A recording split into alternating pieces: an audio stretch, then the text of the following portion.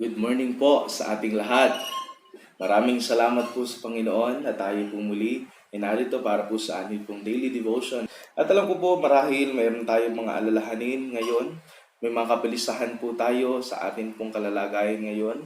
O marahil may mga bagay pa tayong nababalisa hindi lamang po sa sitwasyon na mayroon po tayo, kundi sa araw-araw kahit po nung wala pang ganitong mga bagay, lagi tayong nababalisa. Ngayon po, dito sa ating aralin, titingnan po natin kung paano ba tayo hindi magbalisa sa mga bagay na nangyayari o mga mangyayari pa po sa ating pong buhay. Okay? So, simulan po natin ating pag-aaral. At ito pong ating pag-aaralan ay makikita natin in Matthew chapter 6 verses 25 up to verse 34. Ito pong verses na ito ay sa ulo na natin.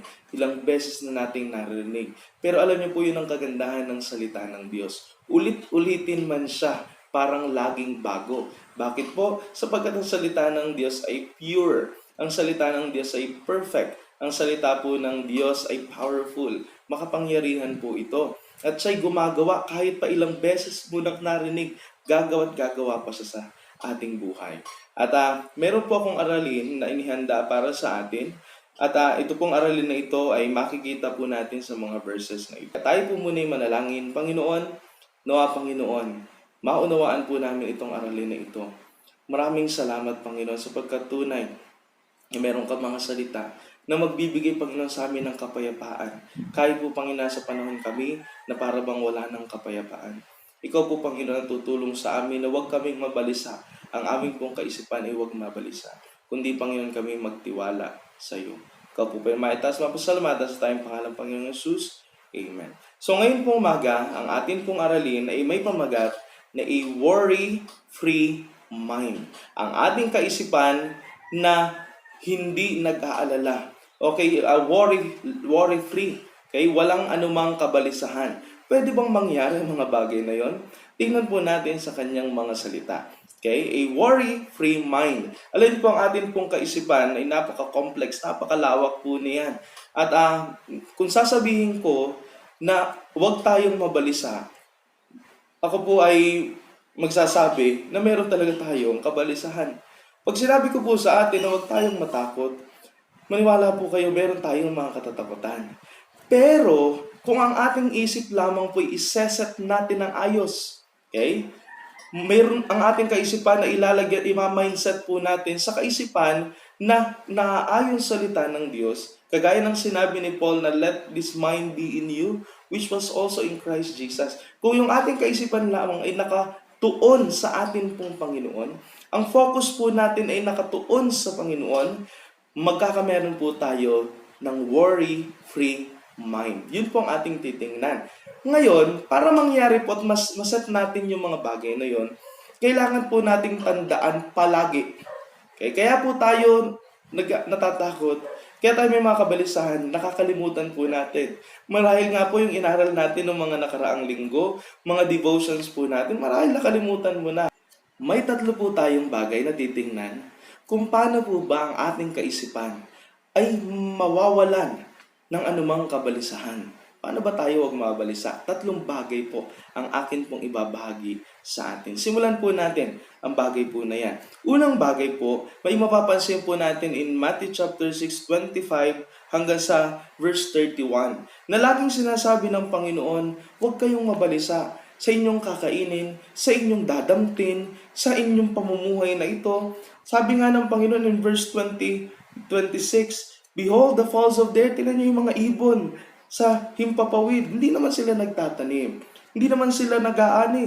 Okay? Pero, hindi sila pinababayaan ng Panginoon. Inaalalayan sila ng Panginoon. At sabi ng Panginoon sa atin in verse 28, and why take you thought for the raiment? Yung iyong susuotin, iyong dadamtin. Bakit ka nag-aalala? Tingnan mo nga yung mga halaman. Tingnan mo yung lilis. Okay? Tingnan mo yung mga nasa parang na yan. Dinadamtan sila ng Panginoon. Unang bagay na dapat mong tandaan, remember that God will hold us. Ang Diyos aalalayan tayo. Ang dami pong verses sa Bible na pagpapakita na tayo po aalalayan ng Panginoon. Tingnan po, nasabi ng Psalms 37 verse 17, for the arms of the wicked shall be broken, masisira, mababali, but the Lord upholdeth the righteous. Sabi ng Panginoon, aalalayan niya ang mga matuwid. Aalalayan niya tayo bilang kanyang mga anak. Sabi ng verse 24 ng Psalms 37, though he fall, kung sakali man tayo bumagsak, marahil tayo po ay nasubasog na, marahil tayo po ay nanghina na, pero sabi ng Panginoon, kung sakali man tayo bumagsak, he shall not be utterly cast down. Hindi siya lubos na mapapahiga. Bagsak na po ba tayo? Pero sabi ng Panginoon, hindi ka mapapahiga sa pagkasubasog na yan. Sabi diyan, for the Lord upholdeth him with his hand, sapagkat inaalalayan siya ng Panginoon ng kanyang kamay. Pansinin niyo po, bakit hindi siya nabagsak? Bakit hindi siya napahiga? Sapagkat nakaalalay ang Panginoon. Ang Panginoon ay aalalayan po tayo. Okay? Ang sabi yan ng Biblia, Psalms 145 verse 14, the Lord upholdeth all that fall. O, nabagsak na tayo. Okay? Kanina, ang sabi ng Biblia, hindi niya tayo hahayaang bumagsak. Pero maraming beses po, bumabagsak tayo dahil sa kasalanan. Pero kung sakali mang mababagsak na tayo, hindi daw tayo papahiga, sabi ng Biblia. Pero kung talagang bumagsak na, nagpatuloy tayo sa pagbagsak, sabi ng 145, the Lord upholdeth all that fall, and raiseth up all those that be bowed down. Nabuwal na siya, bumagsak na siya. Pero sabi ng Panginoon, itatayo niyang muli, raise up all those that bowed down. Kanya pong itatayo ang bawat isa sa atin kung sakali mang tayo po ay bumagsak. Ganyan po ang Diyos na atin pong sinampalatayanan. Kaya tatandaan po natin, minsan kasi kaya tayo nag-aalala, dahil akala natin, tayo iiwan ng Diyos, tayo pababayaan na niya, nagkulang ako, nagkamali ako, ako'y bumagsak, at parang wala nang pag-asa, pero nagkakamali ka. Ang Diyos, pag nangako, gagawin niya yan. Ang Diyos, pag nangako, tutuparin niya yan.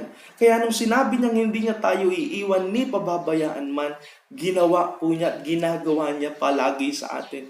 Kahit iwan natin siya, kahit pinabayaan natin siya, kahit hindi tayo nagtapat sa Kanya, kahit po tayo naging masama at namuhay sa kasalanan at bumagsak, ang gagawin ng Panginoon, aalalayan niya tayo. Bakit? Kasi tayo'y Kanyang mahal. Nais ko pong sabihin sa iyo, mahal ka ng Panginoon. Hindi yun nagbabago. Alam niyo po ba kung gaano tayo kamahal ng Diyos? Sobra. Alam niyo po ba ang sobra? Sobra pa doon. Ganon tayo minahal at kamahal ng Diyos. Kaya aalalayan niya po tayo. Kaya lagi niyo po tandaan, pag tayo nababalisa, God will uphold us. Paano po tayo ma-uphold? Paano po niyo tayo maaalalayan? Pastor, turo mo sa amin, paano kami maaalalayan ng salita ng Panginoon? Ang sabi ng Psalms 119:116, uphold me according unto thy word, that I may live, and let me not be ashamed of my hope. Alalayan mo ako ayon sa iyong salita. Ang aalalay po sa atin ay ang salita ng Diyos. Pero, gaano po tayo katagal na nandoon sa pag-aalalay ng Panginoon sa atin mula sa Kanyang salita? Gaano po tayo katagal na nagbibigay ng oras sa pagbabasa ng Biblia? Okay? Para lamang po basahin ang Kanyang salita. At gaano tayo katagal na hindi nagbabasa ng Kanyang salita? Nakakalungkot po. Marami sa atin ay balisa, marami sa atin ay bagsak dahil sa kakulangan ng pag-aaral ng salita ng Diyos. Hindi tayo na-uphold ng Kanyang mga salita. Tingnan po sabi ng Hebrews 1:3, sabi dito, who being the brightness of His glory and the express image of His person, and upholding all things, kaya pong ingaalalayan ng Panginoon all things by the word of His power. Pansinin niyo po kung ano nagagawa ng kapangyarihan at salita ng Diyos. Ang nagagawa po nito, alalayan tayo. Kaya kapatid, hamon ko sa iyo, magbasa ka ng Biblia. Magbigay ka ng oras para kilalanin ng lubos ang Diyos. Magbigay ka ng oras sa paikinig ng salita ng Diyos. Magbigay ka ng oras sa pagbabasa ng salita ng Diyos. Sapagkat ito ang mag-a-uphold sa iyo. Ito ang hahawak sa iyo sa panahon na ikaw ay bagsak na. Kailangan natin ang salita ng Diyos. Higit sa lahat. Hindi lamang po yun. Remember that God will help us tutulungan niya tayo. In verse 32 sa ating binasa, sabi dito, "For after all these things, do the Gentiles seek." Ito yung hinahanap ng mga hintil. Okay? Yung mga pangailangan. "For your heavenly Father knoweth that ye have need all of this." Alam ng Diyos ang ating pangailangan. At dahil alam niya ito, tutulungan niya tayo. Remember that God will help us. Tutulungan tayo ng Diyos sa anumang kalalagayan po natin. Ang sabi nga po dito ng Biblia, in Psalms 121 verse 2, "My help cometh from the Lord, which made heaven and earth." Pansinin niyo po kung saan ang galing ang tulong. Hindi kay mayor, hindi kay governor, hindi kay congressman, hindi po sa ibang tao. Ang tunay na tulong at talaga pong sapat na tulong ay manggagaling sa Diyos. Kaya sa Kanya lamang tayo umasa. Ang saklolo ay nanggagaling sa Kanya. Walang ibang panggagalingan. At sino po yung panggagalingan na yun? Yung gumawa ng heaven and earth. Gumawa ng langit at lupa. Yung gumawa sa'yo ang nakakaalam kung paano Kanya tutulungan. Alam niya ang need mo at tutulungan ka niya. Ang ating gobyerno, ang tao, hindi alam ang need natin. Okay? Akala ng iba, puno na tayo, pero may mga pangailangan. Pero ang Diyos alam ang pangailangan natin. Hebrews 13:16 yun po ang sabi ng Biblia. Sabi doon, He will never leave us. Sabi ng verse 5, He will never leave us nor forsake us. In verse 6, "So that we may boldly say, the Lord is my helper." At dahil siya ang ating helper, I will not fear what man shall do unto me. Ano ang magagawa ng tao sa atin? Wala tayong katatakutan. Bakit? Sapagkat nandyan ang Diyos na tutulong sa atin. May mga pangailangan po ba tayo? Lagi niyo pong tatandaan ang Diyos nandyan tutulong sa atin. Nung unang panahon pa man, nung ginawa ang unang tao na si Adan, ang sabi ng Biblia, gumawa siya ng helpmeet. Tandaan niyo po ba yon? Sino po yon? Tama, si Eva. Sabi ng Biblia, si Eva ay helpmeet, tulong, kasama ni Adan. Nung una pa lang nandun ang tulong ng Diyos at ang tulong niya ay magpakailanman. Hanggang ngayon at magpakailanman sapagkat hindi siya nagbabago.